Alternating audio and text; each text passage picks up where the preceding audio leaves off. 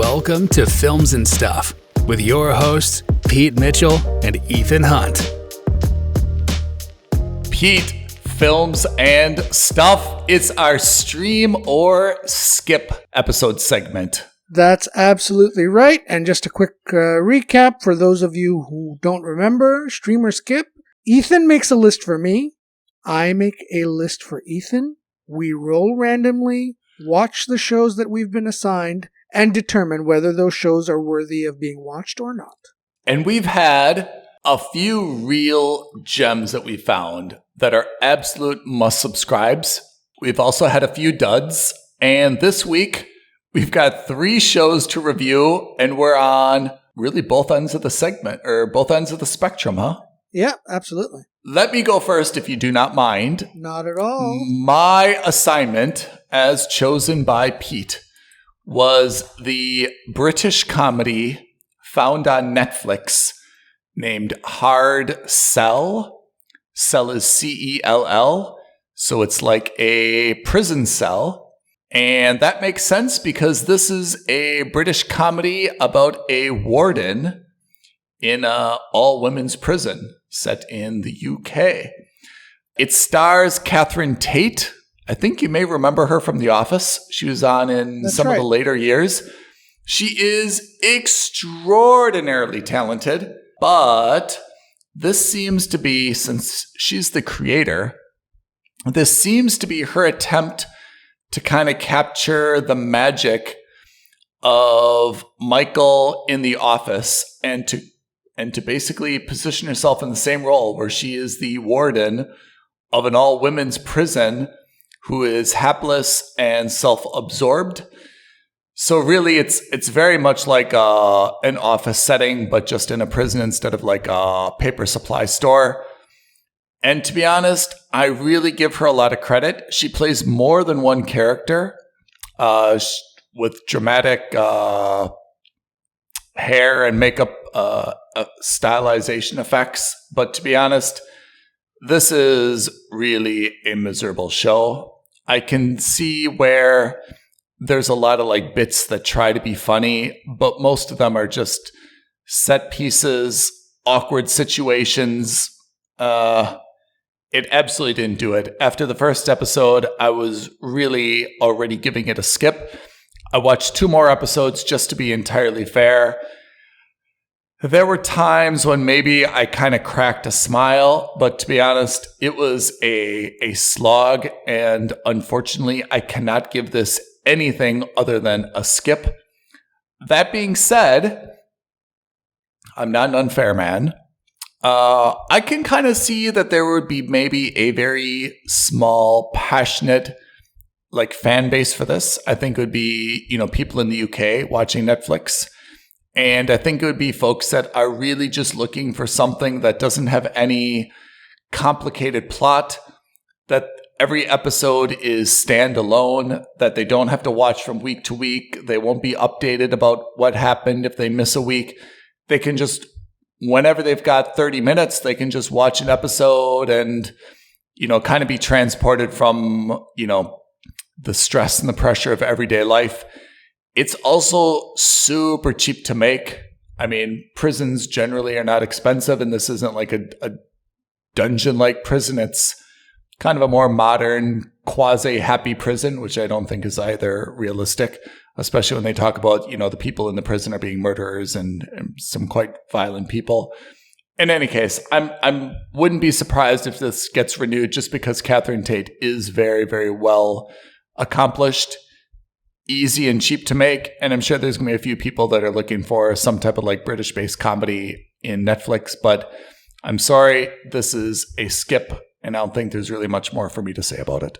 Okay, and sorry, I missed that. The style you said was akin to The Office, or is this like a documentary style thing? No, it's a 30-minute. It's a 30-minute, maybe it's a little bit more. Comedy. It's very much like The Office. It's got one, right? The Office has Michael, who's the boss of a group of people, right? Yeah. And this is about Catherine Tate, who's the warden of an all-women's prison. So she's got interactions with her admin staff. She's got interactions with the prison guards. She's got interactions with, the inmates themselves, So like one of the themes is that, she'd like to do prison reform, and her initiative is that she wants to do like a musical, in the prison, because she thinks that, tapping into their creative side will somehow reform them, and so on and so forth. And of course, it's just a vehicle for her to kind of show off her ability to sing and act and dance and, manage a production. It's not really like a serious effort of prison reform. So it's intended to be funny, but it's very much like what you would see from kind of like Michael in The Office, where, he says he's doing something, but it's really for his own kind of like self-interest and selfish reasons, right? Okay. It falls flat, despite the fact that I think Catherine Tate was super, super funny in The Office itself, and she's quite talented in this, but there's just not a lot of humor, to be honest. Yeah. So generally speaking, when you give a show or a movie a skip, especially on Streamer Skip, I tend to avoid them, but this one might sneak onto my potential list at the very bottom based on what you've just said. I'm in the market for a comedy that might be interesting. I don't imagine I will enjoy it because generally speaking, you and I are quite often aligned. But in the off chance that it might become a mooch for me, I'll have a look, but it's not a priority. Yeah, I think that's probably the most generous that I can say about it. Okay. But if you do watch an episode, come back to me and let's compare notes and see if I've got a different assessment of you. I mean, okay. I wouldn't say that the humor is, everyone is British, right? In the sense that they have British accents and it takes place in the UK. But it's not as though the humor is based on like jokes or localized events that if you're not British or living in the UK, you wouldn't know what they're referring to. Right. Okay. That is hard sell, CELL. And that's a skip. And that is a skip. But there are better days ahead because you reviewed 9 Perfect Strangers. As soon as I saw it, so normally we watch 2 episodes, maybe 3 if it's necessary. And then we kind of, the reviewing processes, we go through it, we think about it. And then generally speaking, I will message Ethan and Ethan will message me and we'll say, I saw Hard Sell. It was really terrible. It's a skip. Or, I saw The Bear. I thought it was really good. You should watch it too, or you should definitely watch it, or whatever it is, right? I remember I watched the first 2 episodes of 9 Perfect Strangers and I sent Ethan a message halfway through the 3rd one. And I said, you know what? I think there's something here. I'm not 100% sure at the moment, but I think there's something here. And then 4 hours later, I was deep into episode 6. I have to say, for me, 9 Perfect Strangers is a great example of how Streamer Skip is supposed to work. Just 100%. based on the cast, based on the title, based on the cover art, I never would have tried this show. Never, no way, ever. No how. By and far of all the shows that we've either watched or potentially will watch on Streamer Skip, this is the highest pedigreed cast of actors. All-star cast. You've got Ethan's most favorite Melissa McCarthy. You've got Nicole Kidman, Bobby Cannavale, Michael Shannon, Luke Evans, Regina Hall, I don't know how to pronounce her. I don't know how she pronounces it. And, of course, because Melissa McCarthy is there, Ben Falcone is also there for a few episodes. And look, let me just make a quick comment, and, this is neither here nor there, and this is not an insult to either of them. I understand that they're married. I understand that they love each other a lot. But come on, man, get a job away from your wife. Not every movie she's in you have to be in, and vice versa. Everything that I can think of in my recent memory where she's in there, he somehow worms his way in, and vice versa. Yeah.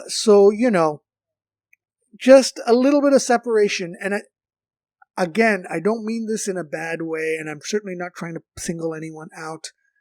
But it gets a little tiresome when the shtick is the same in all of them. Yeah. But that being said, I have to say, this is very unique because both you and I watched the entire season in a single week. And it's only unheard of for Streamer Skip, by the way. Only 8 episodes. You loved it. You told me about it. As I said, I was absolutely had no desire. I don't even think I looked at this show ever. It's on Hulu. And after you told me it's good, I started watching it. And immediately I was hooked. And I can't even explain why. Because even the premise, right? What's the premise? The premise is that you want to say it or?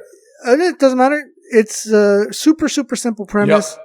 9 people who are strangers meet at a wellness center in what I presume is Northern California somewhere called Tranquillium. And they meet because they all have different mental health problems, right? So one of them is a family-oriented guy, or the family who's there is getting over the fact that their son committed suicide. You've got a lottery winner who kind of has cognitive dissonance with how he's accumulated this wealth through this lottery. He's married to a social media influencer who's not happy with her life as a social media influencer. And she's, whatever. You've got an overworked book author who's getting over trauma of being, bamboozled by someone. Scammed by an online dating. Yep. Exactly. So everyone who's there is broken, is absolutely a jerk of some kind or problematic of some kind. I guess what I can say really struck me about this is that they're dealing with such serious issues. I wouldn't say it's really mental health, because I don't want to say this is dealing with bipolar disorder or something. It's more like trauma, right? It's people who are dealing with really stressful or emotional or traumatic events in their life. And they're just not able to move on and address these things that happened. And they're each kind of managing it their own way, right? Some people are overly optimistic. Some people are depressed. Some people eat. Some people drink. Yeah. Yeah. And everyone's just kind of some people have anger issues. Everyone's just kind of dealing with this issue in their own way. And Nicole Kidman plays Masha, who's what a weird accent, by the way. Yeah, what a weird... I have to say, she played that role extremely well, but I would not have seen her as a natural for it. But after the fact, she was fantastic, right? Yeah. So much confidence. She really oozes confidence in this show. Unflappable, despite all the things that are going on around her and despite all the things people are saying to her face. Yeah. I guess the way that it ends is very satisfying to me. It doesn't seem like there's going to be a season 2, though. Do you agree? No. So it's a mini-series, I believe. And it's interesting that you found it satisfying. For me, this show was on the precipice of greatness. I thought 6 episodes in, I was in it. And then things took a dive for me. Really? Yeah. What was it about the end? I mean, well, let's just say spoiler alerts because we can't have this conversation otherwise. But what was it about the end that wasn't satisfying to you? I didn't like... It got complicated too quick over 2 episodes. There was a lot of mystery in the first 3 or 4 episodes. And then kind of the curtain gets unveiled and dropped. And then all of a sudden, a lot of weirdness starts happening around it. The drug thing, not a big fan of it. And the Regina King reveal, I didn't like it. I didn't think it was anything special. The quote unquote big twist, even though I didn't see it coming, I didn't like it. I didn't think it was a wow factor for me. Yeah, I have to say, Carmel, right, who's a crazy-eyed killer. Yeah. I didn't really get a lot out of that reveal either. And I have to say, she was absolutely my least favorite character. 100%. And maybe if there's a criticism of this show, it's that it really plays on some stereotypes. And maybe that's not wrong. But Melissa McCarthy plays kind of the successful fat lady who's, been misled in a relationship, right? Carmel plays the jilted, wife whose husband cheated on her and now she's got like terrible anger issues, right? Tony plays the ex-football star, who's so sad that he hurt his knee that he just, takes the life of, pills and drink. So I felt like it was a little bit like stereotypical in terms of, everyone's role. But overall, I really liked that. I think it was made by Nicole Kidman and her just unwavering ability to kind of like continue to push people to like address their trauma head on. And again, I thought this could have been like super creepy. You're dealing with really serious issues here that a lot of people in real life who are watching this, may have. And they didn't sugarcoat it, but they also didn't kind of like cartoonize it. I thought they dealt with it with the right level of kind of seriousness that it deserved. Yeah. And the result was correct. Like, look, some of these issues you just need to address and you need to push through and you need to, get some closure on. And that's not easy. And there's a lot of different ways that you can do that. And it's probably not just going to be sitting in a therapist office and talking about it. I think the message I took from Nicole Kidman's character was like, look, this was a really traumatic event. The only way you're going to get over it is to do something a little bit unusual and aggressive. Else it's just not going to, you're not going to get the closure that you need. Yeah. But I agree. There's the suspense element wasn't really there. It teased even though it. They tried, right? That somebody was leaving bloody messages on her wall. Yeah. She's getting text messages from a stranger. All that, like, it had greatness written all over it. And then it just the reveals all fell a little flat. And because of that, I was just like, eh. So the mystery element, I wasn't a big fan of that. The reveal I didn't think it was anything good. I got pretty emotional at the end, I have to say. Yeah, I gotta say, look, the ending, you're absolutely right. They treated the Marconis. I got pretty emotional about the Marconis. Yeah. So that was, I think, very well done. And if they didn't have that element of, the mystery element, I think this would have been, for me, a must subscribe. But the mystery element fell so flat, and then combined with this drug tripping acid trip towards the end where I was just like, okay, it was getting a little loopy, a little, whatever. I was kind of like, I was getting detached from it. I agree with the flaws that you pointed out.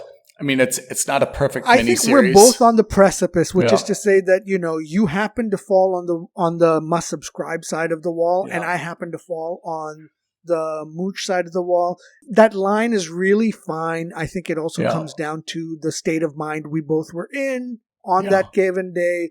Maybe I had a bad day. Maybe I was, hungry. Maybe I was hangry. Whatever it was, but it just, that's how fine the line is in the sense that had the circumstances for me been any different, this could have very easily been a must subscribe. That's immediately why I sent you that message and said you have to watch this. There's two things that I want to point out that I think are important, though, to consider for this show. Now, the first is that this is a little bit unique. There's so many other shows that are, superhero based or kind of like action revenge based or love story based. This was something, it's not like you've never contemplated these topics before, but it's a little bit different. And I think also in only 8 episodes, we actually got to know 11 or 12 people really well. Yeah. Right? Yeah. There's the 9 guests. There's Nicole Kidman Masha, is the owner, and she's got a staff. Assistants. And she's got 3 actually, right? There's also the Glory, right? Who you don't see as much, right? Yeah. So we get to know like 12, 13 people reasonably well after 8 episodes. And I thought that's something that's really nice. I didn't get a lot of fatigue by seeing the same person or the same 2 people on screen every episode and asking them to carry the whole series. Nicole carries it, but I mean, as you said, Melissa McCarthy, I thought was amazing. Great role for her. Michael Shannon, always good. Luke Evans, good, right? Asher Ketty, Samara Weaving. I love Melvin Gregg. I saw Melvin Gregg in Snow. He's amazing, right? I remember him from this. So I thought that overall it was a great cast. They did a great job. Even though I say it's a must subscribe, I'm not like gonna beat the drum for like a second season. I think it ended, and I'm happy with how it ended. I think it should just end here. Yeah, I fully agree. That is 9, N-I-N-E, not the number. Perfect Strangers. On Hulu. On Hulu.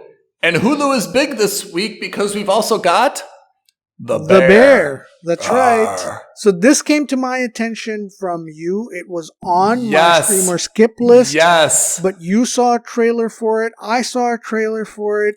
And we both decided that, you know what, let's skip the streamer skip random number selection. Let's go for it. Exactly. You know, I can't remember what I was reading, but I was reading an article totally unrelated to entertainment. And it just had like some comment about it. And it referred to Hulu's Diamond in the Rough, The Bear. And I'm like, oh, you know, I've seen that cover art before on Hulu. Mm-hmm. It never, and this is again, two things. Please, I don't understand why showrunners don't do this.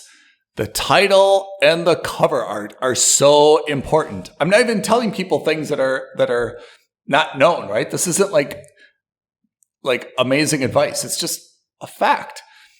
The name The Bear, do you know what it means now? I still don't know what the word The Bear has to do with this show. Do you? Yeah, it's Bear. It's Bear, B-E-A-R, not, what is it? Yeah, but I mean, it's his nickname, right? It's because the name is the Berzados. Oh, see, I didn't even know that. Carmen Berzado, his brother who owned the restaurant, was Michael Berzado. So he's like, when he's calling it The Bear, he's naming it after himself. Oh, I had no idea. No idea. Okay, so thank you for clearing that up, Pete, as always. My pleasure. But I saw the cover art, and I thought the cover art was not compelling. Super generic. It's just the staff of the restaurant, the cast of the restaurant, basically, with like what looks like clip art that you and I could possibly make in MS Paint in there. Yeah, nothing special. Really, you would need to watch the trailer to determine if you were interested or not. Yeah. So I saw the cover art countless times. It never even occurred to me to even like click on it to see the description. But let me give our listeners a short and sweet summary. So this follows a family from Chicago. As Pete described, they are of Italian heritage. No surprise. Carmen, also nicknamed Carmi, his brother commits suicide. So Carmi leaves his position as a chef, not the lead chef, but like a sous chef at the world's best restaurant, which is called French Laundry. And he returns to Chicago and takes over his brother's and his family's Italian beef restaurant. So he's reunited with his cousin, who also was helping to manage the restaurant, and his sister. From that description, which I made up, I'm not taking it from Hulu, but that description, I feel like I'm describing a comedy. That the guy from the fancy New York restaurant comes to Chicago Italian beef and hilarity ensues because, you know, I feel like that's a comedy description, but it's not. It's a hardcore, gritty drama and a drama for foodies. Do you agree? Exactly. 100%. I thought it was, you know, it's not like this like Parks and Recreation comedy where this guy comes and he's used to everything being polished and perfect. And, you know, then he's in this, you know, little Chicago kitchen and everything's like so strange and weird to him. It's not this at all. It's a gritty drama. And it's what I loved about this, and what you, I think, are alluding to, is that it is a pure drama. It is not a drama. It's not a dramedy. It's not. There's no elements of comedy. No action. There's no element. It's not action based. There's no legal suspense. There's no suspense that way. Mm-mm. It is a pure drama about brother, his cousin, his staff at a small local eatery and the struggles that they're having. So there's no overarching plot. There's no, reveal. There's no nothing. And that's really rare. It's rare to see these like one-off series. Like if they don't do a Bear season 2, you're absolutely fine with it because the way it ends is quite good. Oh, and I haven't seen how it ended yet. I'm not going to reveal anything, but it's tied up nicely in the sense that, you're not worried or you're not stressed that it's, like the typical thing about these, about the long running dramas is, we joke about it with movies is how do you make a sequel and things like that. They don't drag anything out, which is nice. So it's a pure drama.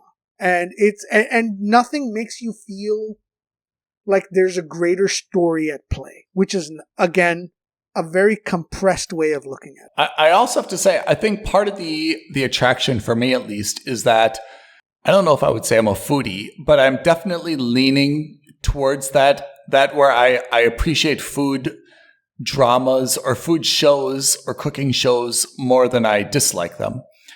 And this is an interesting show, I think, because it's not like this high end. Remember that Bradley Cooper movie where he's, I think it's just called Chef, right? No, that's the Jean Favreau one. No, that one isn't called Chef. That is called... That movie with Bradley Cooper shows him in a high end restaurant with like very spectacular, Instagrammable, plateable type images of the food that they're preparing, right? Super clinical. It's like a hospital in there. Yes. It's like, it's almost like a clean room when they're cooking. And it's more about like the instructions, like, stir that sauce or watch that souffle or get this thing ready. And is this clove, facing the right direction, or are all these sauces, like consistent? We get hints of that when you see the flashbacks to his work in the French kitchen. Yes. Right? Yes. But here it's a little bit more gritty, which is like, okay, what are we going to do about these like potatoes, or how do we make this base? What are you going to do with this? It's burnt. Yeah. That's with Bradley Cooper, right? That's correct. Yeah.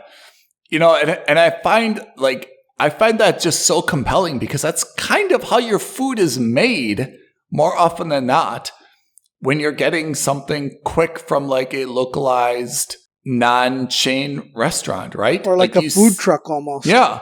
You see the challenges that they have, and you see the passion that they have. But for me, I really kind of enjoy like the foodie elements just because it is so gritty, both in terms of like the ordering, the preparation, I have to say that's part of the reason that I'm so into the show. And for me, it's a great diamond in the rough that we found. I am with you 100% because I love food shows based around food.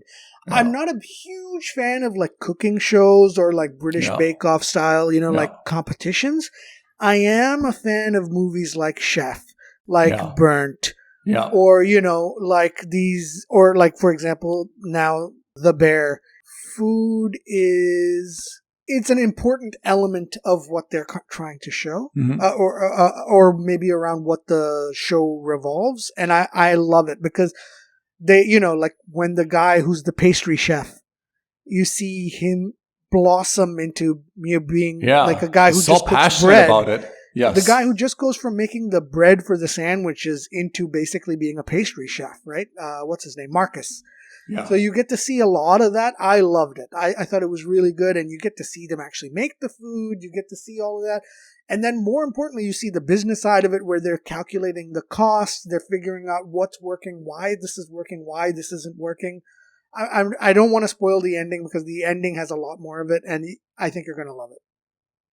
I can't wait to see it. Yeah, but I have nothing but good things to say about Chef, or say about The Bear. I'm so happy that we found it on Hulu. And I have to say, this is also commentary on Hulu. Hulu has consistently 9 Perfect Strangers, The Bear. Time after time, Hulu is putting out, I think, like really good content. And we don't have to search that hard on Hulu. Netflix, I feel like, is the opposite, where I'm like constantly searching and scrolling and trying to find something like. I think it's kind of making a name for itself as almost like a niche player of here's a mini series. Disney's going to ignore it because they are looking for more franchisee style things. Netflix is going to ignore it because it's maybe too cheap for them to make, and they're looking for ways to make a splash compared to Amazon. HBO Max is not interested because they also want to make something that's not one series long. They want to make 5-6 seasons of it. So Hulu is kind of like the place where you kind of go and say, hey, look, if you have a good idea for a one, maybe at most 2 series run of a good drama, we're interested. They're aligned, I think, like that with Apple TV.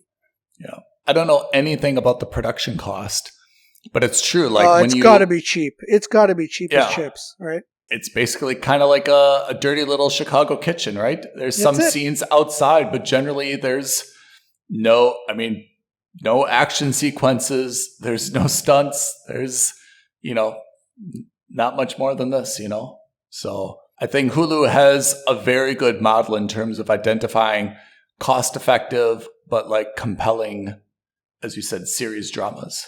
Yeah. For me, no questions asked. It is a must subscribe to Hulu. I think this is wonderful. I think that if you are in the mood for a TV series which is low-key, it's easy to follow, it's not so engaging that you have to watch everything in one go, but it is engaging that you want to see where the show ends, I think you're going to really enjoy it. But in any case, I give The Bear a must subscribe. I think, can I say you do as well? Oh, 100%. It's definitely a must subscribe. It's one of the... This is also, again, one of the rare hits that we've had on Stream or Skip. What do you have for next week? What do I have for next week? So for next week, you will be watching Amazon Prime's The Terminal List. Controversial series. Really? It's the series with Chris Pratt. And it made waves because, it wasn't really... I don't want to say it was reviewed poorly or not. It made waves because... the show was politicized by the left and the right in the U.S. So I'm interested to see what your take on it is. Yeah. I have not seen it at all. I've heard of it, but I really want to see your take on it. And I want to see whether the right or the left are just politicizing something that's a non-event, which it could be. Okay. And I will be watching the first animated show. What is that? I think it's an animated show, Full Metal Alchemist, which off the top of my head, don't hold me to this, I believe it's a Japanese anime. Or at least, if not, it's the live action version of a Japanese anime. Oh man, I chose that for you? I'm so sorry. Maybe I didn't. No, that's okay. Maybe I did that by accident. I'll be intrigued to see it. Let's put it that way. I mean, we've still, on our list, we each chose 30 plus for each other. Yeah. And we're kind of like halfway done with those, right? Yeah, about halfway through. That's right. I'm really excited. Amazon Prime, The Terminal List. Can't wait to see what it's about. I do love Chris Pratt, Star-Lord. You've got Netflix. So, recap, hard sell is a hard skip. Please skip it. 9 Perfect Strangers is a mooch from me, but it's a must-subscribe from Please Ethan. watch it. Please watch it. The Bear is a very rare must-subscribe from the both of us. Oh, yeah. Is that the only... We had Night Sky. The Old Man. Oh, only 3. 1 of 3. In any case, next week, Full Metal Alchemist for Pete, The Terminalist for me.